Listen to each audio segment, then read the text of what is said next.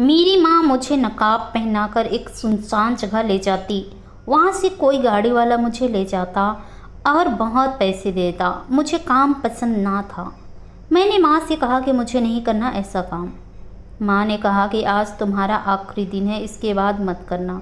उस दिन एक शख्स गाड़ी में आया, माँ को नोटों का बैग देकर मुझे ले गया।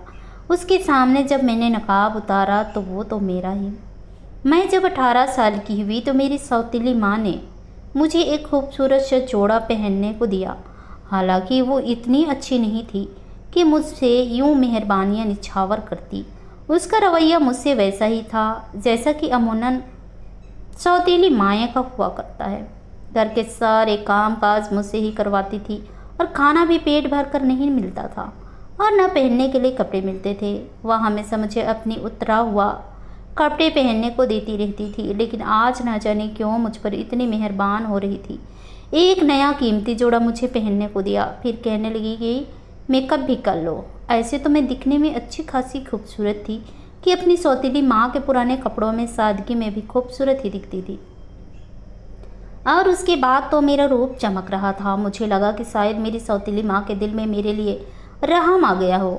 हम शायद किसी शादी की पार्टी में जा रहे हैं, क्योंकि मेरा लिबास इतना ही फैंसी था कि जैसे शादी पर पहना जा सके। लेकिन हैरत मुझे इस बात की थी कि पहले मेरी माँ मुझे अपने साथ कभी नहीं लेकर गई थी, हमेशा खुद ही जाया करती थी। मेरे लिए सिर्फ इस घर की चार दीवारी और घर के काम ही हुआ करते थे। मैं खुशी खुशी तैयार हो गई तो मेरी माँ ने मुझे नकाब पहनने को दी। मैंने पूछा कि हम कहाँ जा रहे हैं, तो कहने लगी बहुत ख़ास जगह, जल्दी करो देर हो रही है। मैंने नकाब पहना और अपनी माँ के साथ बाहर निकल गई। हम पैदल ही चलने लगे। रात के 10 बजे का वक्त था। मेरी माँ ने रौनक गली छोड़कर एक सुनसान सड़क पर रुक किया और मुझे उसी रास्ते से ले जाने लगी। वहाँ कोई ना कोई आता ना था न जाता था और रात के वक्त कम लोग ही कभी कभी नजर आ जाते थे। मैंने माँ से पूछा कि माँ, इस रास्ते क्यों जा रहे हैं? यहाँ तो बहुत सुनसान होता है। वो गुस्से में कहने लगी, चुप रहो। जैसे हम एक कदम आगे बढ़े मेरी माँ वहाँ रुक गई और अपनी कलाई पर पहनी घड़ी देखने लगी, जैसे किसी के इंतजार कर रही हो। उस वक्त उस गली में इतना सन्नाटा था कि मेरा दिल सूखे पत्ते की तरह से कांपने लगा था। फिर ये एकदम ही कुत्ते की भौंकने की अजीब गरीब आवाज़ आने लगी। मेरा दिल ही दहल कर रह गया था। मेरी हल्की सी चीख निकल पड़ी। मेरी माँ ने मुझे घूर कर देखा। मैं बुरी तरह काली रात, चांद की आखिरी तारीख थी। आसमान भी अंधेरे में मेरी आने वाली किस्मत की तरह डूबा हुआ था। उस वक्त वहाँ इतनी खामोशी थी कि मुझे अपने दिल की धड़कनें कानों में सुनाई दे रही थी। मैं ना जाने क्यों नर्वस थी। मुझे अभी तक यह नहीं मालूम था कि हम यहाँ क्यों खड़े हैं, माँ मुझे यहाँ क्यों लाई। कुछ ही देर में गली में गाड़ी की तेज़ रोशनी मेरी आंखों में पड़ी थी। शायद गाड़ी उसी गली से गुजर रही थी, लेकिन जैसे ही वो गाड़ी हमारे पास आकर रुकी तो जान ही निकल गई। मैं डर गई कि कहीं कोई डाकू ना हो। ऐसे सुनसान जगह पर बर्दात का होना कोई बड़ी बात ना थी। मैं पहले ही कुछ डरपोक किस्म की लड़की थी। मैंने अपनी माँ की तरफ देखा तो वो गाड़ी को देखकर मुस्कुराने लगी। मुझे माँ की मुस्कुराहट अजीब सी लग रही थी। गाड़ी का फ्रंट डोर खुला और फिर एक आदमी जिसकी उम्र 40 के लगभग थी, रंग सांवली सी थी, मुंह में पान डाले पहले उसने मेरी तरफ देखा, उसके बाद मेरी माँ की तरफ देखने लगा। अब मैंने सलाम किया। इसका मतलब वो शख्स माँ की जान पहचान का था। मैं उस वक्त डर ही गई जब माँ ने मेरा हाथ पकड़ के मुझे आगे की तरफ बड़ी सख्ती से धकेला और उस शख्स से कहने लगी, इसे अपना ही समझो, मेरी ही बेटी है, इसलिए जाओ, बाकी बात मैं तुमसे फ़ोन पर करूँगी। माँ की बात सुनकर मैं हैरान होने लगी। वो क्यों मुझे उसके साथ भेज रही थी? मेरा दिल उस वक्त अनजाने से अंधेरों में डूबने लगा। मैंने अपना हाथ माँ के हाथ से खींचा और पीछे हटकर मैं घबराकर बोली कि मुझे किसी के साथ कहीं नहीं जाना। ना जाने मुझे किसी बहुत बड़ी गड़बड़ का एहसास हो रहा था। मेरी माँ ने मुझे खुद से आंखें फाड़ के देखा और मेरा हाथ पकड़कर मुझे उस शख्स की जानिब पूरी जोर से धकेला। मैं उस शख्स पर गिरी थी जो मुझे देखकर कमीने से हंसी हंसने लगा। मुझे अपने पूरे वजूद में करंट सा लगा था। यूं किसी अजनबी के पहलू में जाके गिरना मुझे घिन में डाल गया। मुझे अपनी माँ पर गुस्सा आने लगे। इससे पहले कि मैं उस शख्स के पीछे हटती, उसने मुझे अपनी बाजू से पकड़ा और गाड़ी की पिछली सीट पर धक्के दे दिया। इस सब के लिए मैं तो बिल्कुल तैयार नहीं थी। मैं पिछली सीट पर जहाँ गिरी थी, गाड़ी के पीछे भी एक और शख्स मौजूद था जो नकाब पहने हुए था। जिसने फौरन मेरे नाक पर एक तेज खुशबू का रुमाल रख दिया और मैंने बेहोशी में जाने लगी थी। मेरे हाथ पांव बेजान से होने लगे थे। चंद ही लम्हों में मुझे गाड़ी में बैठने का कहा। उस शख्स का चेहरा धुंधला लगने लगा। दोबारा जब मुझे होश आई तो जहाँ मैं थी वो एक ऐसा कमरा था। कमरे में तेज रोशनी थी। मेरा सिर बुरी तरह से भारी हो रहा था। मुझ में इस कदर नींद था कि मैं आंखें भी नहीं खोल पा रही थी। बहुत मुश्किल से मैंने आंखें खोली तो वही गाड़ी वाला शख्स मेरे पास बैठा मुस्कुरा रहा था। मैंने एक हाथ से अपने सर को पकड़ा और दूसरे हाथ के सहारे में उठकर बैठ के क्रॉन से टेक लगाकर बैठ गई। वह शख्स मुझे बड़ी तेज नज़रों से देख रहा था। उसकी नज़रों में मेरे वजूद में से हो रही थी। वह शख्स मुझे देखकर कहने लगा कि तुम्हारी माँ ने तुम्हारी तारीफ बहुत कम ही की थी। तुम तो मेरी सोच से भी ज़्यादा खूबसूरत हो। अपने जहाँ को मैंने होश मिलने की पूरी कोशिश की थी, लेकिन मेरा वजूद मेरा साथ देने को तैयार ना था। मैं चाह रही थी कि इस शख्स को धक्का देकर वहाँ से भाग जाऊँ। उसकी नज़रें, उसकी बातें मुझे बुरी लगने लगी थी। उसके इरादे यकीनन अच्छे नहीं थे। वह शख्स मेरे करीब आने लगा तो मैंने उससे पीछे की तरफ धकेला। वो खुद से मुझसे कहने लगा, तुम्हारी माँ ने पूरे 1 लाख लिया है तुम्हारा। अगर तुमने कुछ भी चालाकी की तो पछताना तुम्हें ही पड़ेगा। यह सुनकर तो मेरे होश उड़ने लगे थे। मैं रोने लगी। मैंने कहा कि मैं एक शरीफ लड़की हूँ। मेरा बाप पैसे कमाने दूसरे मुल्क गया है या मेरी सौतेली माँ है। भगवान के लिए मुझ पर रहम करें। मुझे पैसों की कोई ज़रूरत नहीं है। मुझे बस मेरे घर छोड़ दो। मैं हाथ जोड़ उस शख्स की मिन्नत करने लगी, लेकिन उस पर मेरी किसी बेबसी का कोई असर न हो रही थी। उस वक्त मैं कमरे में अकेली अपनी उजड़ी हुई किस्मत का मातम कर रही थी। एक लड़की के लिए सबसे कीमती चीज़ उसकी इज्जत होती है, जिसे आज मेरी सौतेली माँ की आंखों पर बंधी लालच की पट्टी ने मुझसे बेदर्दी से छीना था। मैं एक शराबी की बेटी थी। अगर मेरी सगी माँ आज जिंदा होती तो मुझ पर यह जुल्म कभी ना होता। मुझे अपने बाप से उस वक्त इतनी नफरत महसूस हो रही थी कि अगर वो मेरे सामने होता तो मैं शायद उसका कत्ल कर देती। मेरा बाप शराबी था, कुछ खास कमाता भी नहीं था। मैं उस वक्त 10 साल की थी जब मेरा बाप शराब के नशे में चूर घर पर लौटता था। मेरी माँ लोगों के कपड़े सिलाई करके गुजर बसर करती थी। अगले रोज़ जब मेरे बाप को नशे की तलाब होने लगती तो वह मेरी माँ से पैसे मांगने लगता। जब मेरी माँ देने से इनकार करती तो वह मेरी माँ को मारने लगता। एक बार वह मेरी माँ से पैसे मांग रहा था, लेकिन उन्होंने साफ इनकार कर दिया था। मेरे माँ बाप के बीच झगड़ा इस कदर बढ़ गया कि मेरा बाप बेकाबू हो गया। मेरी माँ से कहने लगा कि मुझे पैसे दे दे, अगर मुझे शराब ना मिली तो मैं मर जाऊँगा। मेरे बाप को शराब की ऐसी लत लग चुकी थी, जिस दिन उसे शराब न मिलती वो पागल से होने लगता। माँ ने कहा कि मैं आपको एक पाई भी नहीं दूंगी। मेरे बाप ने खुद से सिलाई मशीन के पास पड़ी कैंची उठाई और मेरी माँ के सर पर मार दी। मेरी माँ के सर से खून के फव्वारे छूट पड़े थे। मैं, जो कि उस वक्त दोनों की लड़ाई से डरी सहमी खड़ी थी, मैं चीखने लगी। मेरे सामने मेरी माँ तड़प रही थी। मेरी आंखों से आंसू बहने लगे। कमरे का दरवाज़ा खुला और मैं चौंक सी गई। सामने वही शख्स खड़ा था जिसकी शक्ल से मुझे नफरत होने लगी थी। मुझे रोते देखकर चिल्ला कर बोला, बंद कर अपना रोना धोना, चल तुझे तेरे घर छोड़ाऊँ। मेरी तो रात भी तुमने बर्बाद कर दी। मैं अपनी उजड़ी हुई हालत के साथ किसी टूटे पत्ते की तरह उसके पीछे चल दी थी। पूरे रास्ते मेरी सिसकियाँ बंद नहीं हुई थी। मेरा कसूर क्या था? मैं किस बात की सज़ा पाई थी? काश कि मेरे बाप मेरी माँ के साथ मुझे भी जान से मार डालता।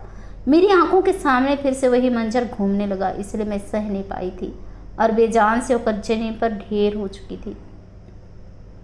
मेरे बाप के हाथ और कपड़े खून से भर चुके थे। वो खुद भी अब बुरी तरह घबरा गया था।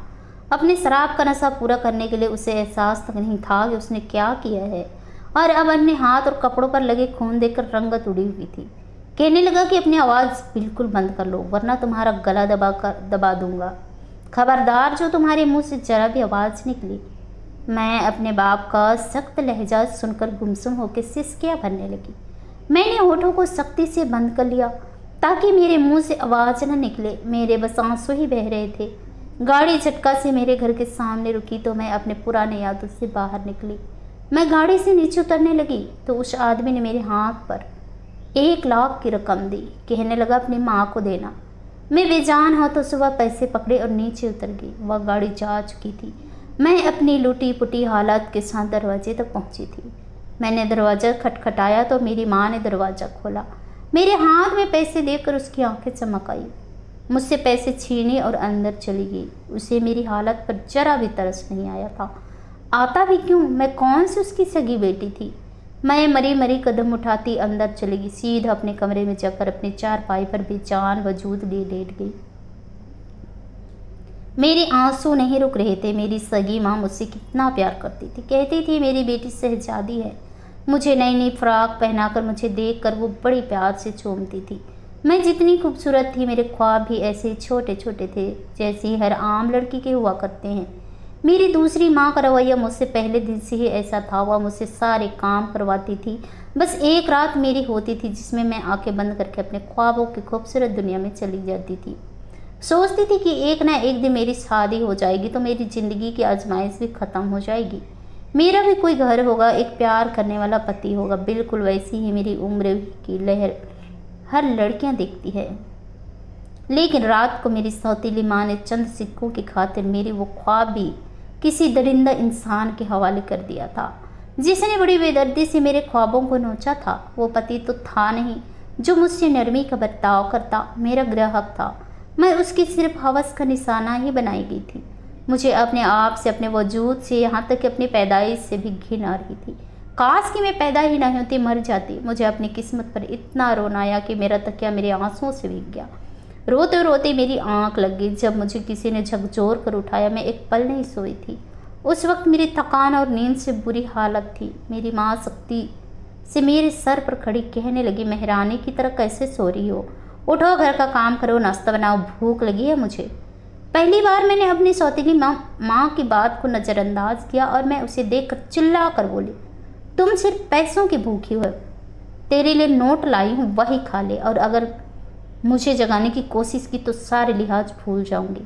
पहली बार मैंने उससे ऐसी बात की थी, वरना मैं उसके सामने आंखें तक नहीं उठाती थी, किसी बात का जवाब नहीं देती थी, सारे काम चुपचाप कर लेती थी। लेकिन इंसान में बर्दाश्त की हद होती है। मेरा जवाब दे गया था। मेरी माँ मुझे हैरत से देखते हुए बाहर चली गई थी। मैं दोबारा से सो गई। शाम को उठकर अपने खाने के लिए कुछ बनाया। खाना खाकर मैंने खुद को कमरे में बंद कर लिया। मुझे फिर से बचपन का वही मंजर याद आने लगा। मेरे बाप ने ठीक होने पर डरा धमका कर बिठा दिया और फिर जल्दी से अपने कपड़े बदले, अपने मुंह हाथ धोया। उसके बाद ये शोर मचा दिया कि घर पर चोर आए थे, मेरी बीवी को मार कर चले गए हैं। मैं गुमसुम से अपने बाप को देख रही थी। सबके सामने वो यूं रो रहा था जैसे सच में मेरी माँ के जाने का दुख उसे हो। लेकिन सच तो मुझे मालूम था कि सच है क्या। मुझे अपने बाप से उसी दिन से नफरत हो गई थी। मैं उससे बातचीत नहीं करती थी। हर वक्त मैं अपनी माँ के गम को याद करते रोती रहती थी। मेरी माँ की कब्र की मिट्टी भी नहीं सूखी थी जब मेरा शराबी बाप इस औरत को बना ले आया, जो इसी की तरह बहस और बेरहम थी। कम उम्र में ही मैंने सारे घर के काम करने शुरू कर दिए थे, क्योंकि मेरी माँ की बच्चियों भी बेसहारा हो जाती है। जब सौतेले माँ घर आ जाती है तो बाप भी सौतेले हो जाते हैं, और मेरा बाप तो पहले से ही मेरे सगा ना था। मेरी माँ के साथ मेरा बाप भी मेरे लिए मर चुका था, इसलिए वो यहाँ कोई ऐसा नहीं था जो मुझे सीने से लगा ले, मेरे नाच नखरे उठाए, मुझे अपने हाथों से खाना खिलाएगा। यहाँ बस मैं एक गुलाम थी। मेरी सौतीली माँ को सिर्फ काम से काम था। मैं भूखी हूँ या नहीं, मेरे कपड़े हैं या नहीं, उससे कोई परवाह नहीं थी। मुझे बस काम करना था। स्कूल से आती ही मैं खुद की कामों में लग जाती थी। 10वीं के बाद मेरी माँ ने मेरा स्कूल भी छुड़वा दिया था। मेरा बाप कम कमाता था, इसलिए घर में हर वक्त की लड़ाई रहने लगी। इसलिए किसी दोस्त के साथ वह दुबई काम करने चला गया था। अगले ही महीने उसने पैसे भेजना शुरू कर दिए थे। मेरी सौतीली माँ एक लालची औरत थी। पैसे देकर उसकी आंखें चमकने लगती थी। अक्सर पूरा पूरा दिन वह बाहर रहती थी। शाम को ही घर लौटती थी, और जब घर आती तो उसके हाथ में नोट होते थे जिन्हें वह अपने कमरे में रख देती थी। वह पूरा दिन कहाँ गुजारती थी, क्या करती थी, मुझे कुछ भी खबर ना थी। कोई पड़ोस में औरत आ जाती तो मेरी माँ अपनी झूठी रोना रोने लगती थी। कहाँ चला गया है, भूल भी गया बैठा है। उसकी जवान बच्ची को बोझ भी मेरे कंधों पर है, इसलिए पूरा दिन मैं फैक्ट्री में काम करती हूँ ताकि घर की दाल रोटी चल सके। बड़े फर्राटे से वह सबके सामने झूठ बोलती थी। मैं सिर्फ ये सोचती थी कि ऐसी कौन सी फैक्ट्री है जो अपने वर्कर्स को एक दिन के हजारों नोटों से भर देते हैं। लेकिन मेरी माँ के रोने सुनकर पड़ोस की अक्सर औरतें कुछ न कुछ पैसे उसके हाथ में रख जाया करती थी। मुझे समझ नहीं आ रहा था कि इतना पैसा इस औरत ने करना क्या है। खाने को पेट भर देती नहीं थी, ना ही कोई खास है या पैसे करेगी क्या। ये राज तो मुझ में पर अब खुला था। कोई फैक्ट्री नहीं जाती थी जहाँ इसने रात को मुझे भेजा था। वो एक बात बद किरदार औरत थी। रात को मेरे कमरे का दरवाज़ा खटखटाई थी। मैंने दरवाज़ा खोला तो सामने मेरी माँ मुझे बहुत गुस्से से देख रही थी। कहने लगी, जा बाहर, तेरे लिए गाड़ी आई है और आज उसके साथ अच्छे से पेश आना, वरना तेरा खून पी जाऊंगी। वो मुझसे बड़े गुस्से में बोली, लेकिन मैंने जाने से इनकार कर दिया। अभी तो मेरी रूह का जख्म भी ताज़ा था, मैं अंदर से टूटी चुकी थी। मुझे कहीं नहीं जाना, पैसे की मुझे कोई हवस नहीं है। अगर तुझे पैसे चाहिए तो रात भी उनकी तू ही जाकर रंगीन कर। उस औरत को माँ कहना और उसका लिहाज करना मुझे माँ की तौहीन लग रहा था। माँ ऐसी हरगिज नहीं होती है जो बेटी का सौदा करती है। मेरी बात सुनकर वो आग बबूला हो गई, मेरे बाल नोचकर मुझे चारपाई पर गिरा दी और एक बेल्ट हाथ में पकड़े मुझे मारने लगी। मैं तड़प कर रह गई। वो कहने लगी, मेरे सामने जुबान चलाती है। वो बड़ी सख्त दिल की औरत थी। उसने मुझे बेल्टों से खूब मारा। मेरे पूरे वजूद पर बेल्टों के निशान पड़ गए। वो खुद भी मुझसे मारते हुए हाँफने लगी थी। फिर मुझे बाजू से दबोचकर कमरे से बाहर ले गई। वह शख्स बाहर बैठा था। मेरी माँ ने मुझे उसके पैरों के पास जाकर फेंका। मेरे पूरे वजूद में जलन सी हो रही थी। मैं तड़पने लगी थी। मेरी माँ उस शख्स से कहने लगी, ये कमबख्त जूते की जुबान समझती है। अगर ज़्यादा नखरे दिखाए तो मार मार के इसके दिमाग दुरुस्त कर देना। अपनी औकात भूल बैठी है। मेरा जी चाहा कि ज़मीन फटे और मैं इसमें समा जाऊं। उस शख्स ने मुझे बाजू से पकड़ा और घसीटते हुए मुझे लेकर गाड़ी की पिछली सीट पर किसी फालतू सामान की तरफ फेंका और अपने साथ किसी घर में लेके आ गया। फिर मुझे कमरे में ले जाकर कहने लगा कि अगर आज तूने नखरे दिखाए तो सोच ले। मैं कुछ भी नहीं बोली, क्योंकि ये बात तो अटल हकीकत थी कि मैं मार खाने का हौसला नहीं रखती थी। मैं इस बार कुछ नहीं कहा। सबसे मुश्किल काम होता है अपने दिल को मनाना। मैंने खुद को हालात के हवाले कर दिया। तो मैंने उससे कहा कि मुझे मंदिर के पास उतार दे। उसने मुझसे कुछ नहीं कहा और गाड़ी मंदिर के पास रुकते मैं उतरकर मंदिर के अंदर चली गई और वहाँ पर जाकर बैठकर फूट फूट कर रोने लगी। कहने लगी कि मेरी माँ मुझे क्यों अकेला छोड़कर चली गई। किसके सहारे, जो इंसानी रूप में जानवर हैं, जो इंसानी रूप में दरिंदे हैं। मैं अभी इन्हीं सोचों में गुम थी कि जब मुझे बाजू से किसी ने पकड़ा। मैंने पलट कर देखा तो मेरी सौतीली माँ मुझे गुस्से से आंखें फैलाए देख रही थी। कहने लगी, कब से तेरी राह देख रही और तू यहाँ पर बैठी है। मैंने मुस्कुराहट से कहा, मेरी राह नहीं ताक रही थी, पैसों की राह ताक रही थी। तुझे पैसों की भूख है। मैंने पैसे उसके मुंह पर मार दी और वहाँ से निकलकर घर पहुँच गई। मैंने अपने दिल और ज़मीर का गला अपने हाथों से घोट दिया, इसलिए अब मेरे लिए गुनाह करना मुश्किल नहीं था। मैं घर से बहुत दूर चली जाती तो भी कोई इज्जत की ज़िंदगी नहीं मिलती। ऐसे भेड़ियों से दुनिया भरी पड़ी है। जब किसी भूखे कुत्ते की तरह हम जैसे बेबस और मजबूर लड़कों पर घात लगाए बैठे होते हैं कि कब उनके हाथ लगे और वो अपनी हवस का निशाना बनाकर हमें मौत के घाट उतारे। मैं अब रोज़ जाने लगी थी। रोज़ अपनी लालची माँ के मुंह पर पैसा मारती थी। बस यही एक काम थी मेरी ज़िंदगी में। मैंने अपने सौतीली माँ के हाथ में पैसे कभी नहीं दिया था, बल्कि हमेशा उसके मुंह पर फेंका था। लेकिन मेरी माँ को शायद पैसे की इतनी हवासी थी कि एक दिन उस शख्स ने नोटों से भरा बैग मेरी माँ को दिया और मुझे अपने साथ ले गया। 2 माह में उसके पास रही। उसके घर पर हर किस्म का जुल्म सहती जिसने वह मैं पैसे वसूल करता था। फिर एक दिन वो मुझे अपने साथ दुबई लेके आ गया था। बस जगह बदल गई थी। मुझे सिर्फ उसका कमरा बताया जाता था और मैं वहाँ पहुँच जाती थी। मैं एक कॉल गर्ल्स की ज़िंदगी गुजार रही थी। एक बार मैं एक होटल के कमरे में गई तो मेरे पैरों नीचे से ज़मीन निकल गई, क्योंकि सामने बैठे इंसान कोई और नहीं बल्कि वह मेरा बाप था, जिसके दिल को बहलाने के लिए मैं वहाँ आई थी। लेकिन चूंकि मैंने अपने ज़मीर को मार डाला था, इसलिए मेरे अंदाज देखकर मेरे बाप की नज़रें शर्म से झुक गई थी। मैंने गहरी सांस ली। सामने छोटे से शीशे की टेबल पर रखी शराब की बोतल से गिलास में शराब डाली और एक कॉल गर्ल्स की तरह शराब का गिलास लेकर उसके पास जाकर गिलास उसके सामने किया। वो मुझे देखने लगा। कहने लगा, तुम यहाँ कैसे और क्या हुलिया बना रखा है। मैंने कहा, ये सब बातें छोड़ो साहब और शराब पियो।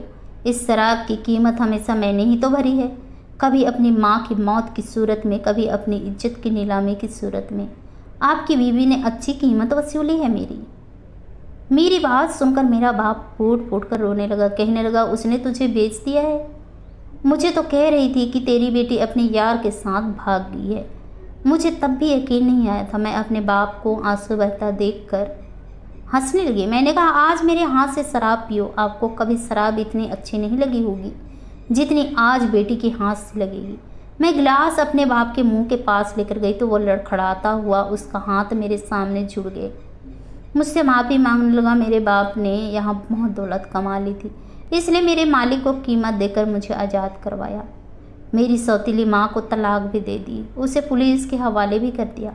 मैं अब अपने बाप के पास ही रहती हूँ। वह शराब छोड़ चुका है, मेरा ख्याल भी रखता है, लेकिन मुझे आज भी उससे नफरत है, क्योंकि जो कुछ हुआ उसी के कारण हुआ।